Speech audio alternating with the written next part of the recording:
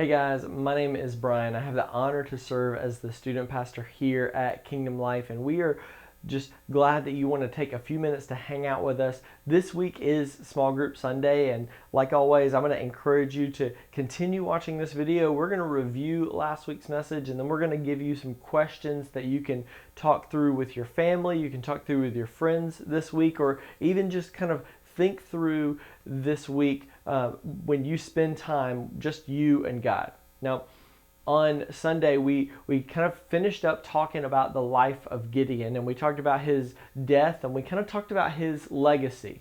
And Gideon started out with just the best intentions, right? He was humble, he was teachable, he ended up trusting God, and so things looked really great for Gideon. The only problem was that things kind of went off the rails, and we talked about that a little bit last week. See, when we see Gideon, he comes back to Israel and he has defeated the Midianites, and he is kind of hailed as a hero. People actually want him to rule over Israel as king, and he says immediately, no, that's not what God intended. That's not what this is about. God is going to be the one that rules over you, not me, not my kids. This is not setting up any kind of family dynasty or anything like that. You need to be reminded that God did all of this. And so things looked great, and he actually goes to Israel and he says, hey, I recognize that your hearts are kind of far from God, and so I know that the spoils that you've taken from the battle, they might have a tendency to tempt you, and so I want you to give me those things, and I'm going to erect something that is going to point you continuously to God. And so they had given Gideon the earrings that they had taken off the Midianites. This was kind of a trophy that they had taken, and so he melts all of them down. He creates an ephod, and he creates this ephod of gold. And now, if you don't know what an ephod is, you might immediately think, well, he created an idol. But an ephod, and we talked about this last week in a little bit more detail, was something that God actually commanded the priest to wear when they were seeking his will and his wisdom. And so Gideon was creating this with the best of intentions for Israel. He said, when you look at this, remember that this is something that you look at and that you seek God's wisdom and God's will for any given situation. The problem is that this created thing became a stumbling block, not just for Israel, but for Gideon and for his family as well. Now, in the midst of recognizing that Gideon has just went off the rails and started worshiping a created thing instead of the Creator, we get this reminder that God had given this Midianite kingdom into the hand of Israel. That God had given Gideon a family and kids to steward well.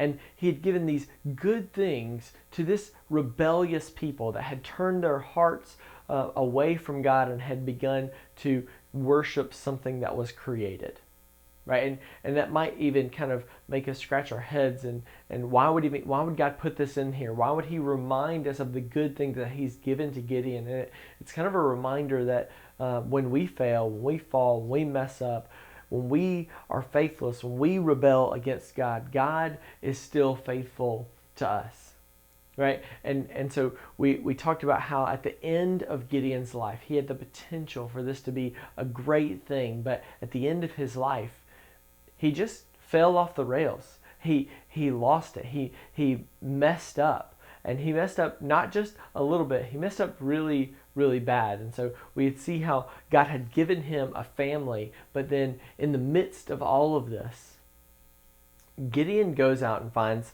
a concubine, and he has a son with this concubine, and that son was named Abimelech. And we talked a little bit about how Abimelech became kind of a really bad thing for Israel, led to a lot of pain, led to a lot of issues for Israel. And this happened after Gideon dies. And so we talked about kind of what that points to for us, the fact that there's kind of these residual effects from our sin that may outlive us. that we don't know. We don't necessarily think in terms of how is this sin going to affect not just me, but other people, the people that are around me, the people that I love. And so that was a cautionary tale for us that we can start out great, but if we don't continuously refocus our hearts and our minds on Jesus, then we have the tendency to end up just like Gideon and cause major problems for people that we care about. And so this leads me to some questions that I want you to think through this week, and hopefully you can have some discussions around these questions. And the first one is this. Have you ever missed an opportunity to point someone toward Jesus? See, Gideon didn't miss the opportunity to point Israel back toward God in the beginning when they said, hey, Gideon, you're amazing and we want you to rule. He said, no, that's not what this is about. I need you to focus on God. And he recognized that this was an opportunity that he could have taken for himself to elevate his status, to have people continuously sing his praises, but he didn't want that. Gideon wanted to point people to God. So have you ever missed an opportunity to do that very same thing? Now, the next question is this. Have you ever seen something that started out with good intentions but ended badly? Kind of like the life of Gideon. You can't take the life of Gideon as your answer to this question because we kind of walked through that together. But is there anything in your life that you've seen that was started with the best of intentions but ended really, really badly? Maybe it was the result of an accident. Maybe it was the result of someone's temptation to sin. Maybe it was the result of something really, really benign and it just didn't work out the way you thought it would. Has that ever been something that you've seen in your life? And the third one is this. How can we avoid losing focus in our walk with Jesus? We look at the life of Gideon and we say, how can so much potential end so badly? And when we look at this life and we see the choices that Gideon made and the problems that he kind of had to face, is there anything that we can see as a warning that if we don't lean that way, if we don't do that thing, if we don't kind of have that mindset, maybe we can avoid losing focus the way Gideon did. Now, here's the next question. Why does God even give good things to those that reject him?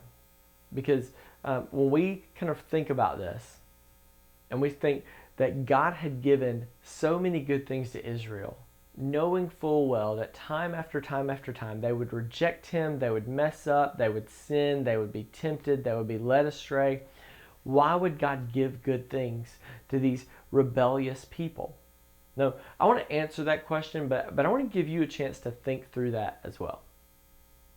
So maybe you want to pause the video. Maybe you want to just take the next 3 seconds or so to think about your answer. But here's why I think God would do that. I said it before, and I'll say it again. I think God gives us good things even when we reject him, even when we're rebellious, to remind us that his actions are not determined by our actions. His actions are independent. They are of a good God that is faithful and just. And he's not swayed by how we behave. Our adherence to the contract does not mean that he does not affect how he behaves. God is going to fulfill his end every step of the way. Even when we are faithless, God is faithful. And so I think he gives us these good things as a reminder that our behavior does not affect how good or faithful he is. Now, here's the last question that I want us to ask. Looking at the life of Gideon, recognizing that he maybe didn't think through the residual effects of his sin. Have you ever thought about the residual effects of your sin? Maybe it was, maybe you've never thought about this, but I think if we spent more time focusing on what would happen to those around me, those that I care about, if I were to give into sin, I think there would be a lot less sin in the world. think there's a lot of people that make rash decisions, make impulsive decisions that end up being sinful because they don't think about the residual effects of their sin. So I want to encourage you to take time to do that today. Now, that's the questions these are just some of the questions that we're going to ask in the small groups that are taking place in person. I want to encourage you, if you are willing and able and ready, I would encourage you to come back and get plugged into the small groups again. I think we have some great conversations. It's a time that you can just stop listening to me talk and actually have some feedback and some discussion in the room. And so we want to encourage you to come back to our small groups. Those are, again, every second and fourth Sunday, and we have large groups on first and third Sundays. We would love to see you on Sunday. We'll be back on Wednesday for another midweek Bible study, and we'll be back next Sunday as we continue in our study through Judges. But until then, I just want to remind you that God loves you, that He cares about you, that we are praying for you guys, and we can't wait to see you back in person here at Kingdom Life. Have a great day, and remember that God just wants you to continue to focus on Him each and every day. Bye, guys.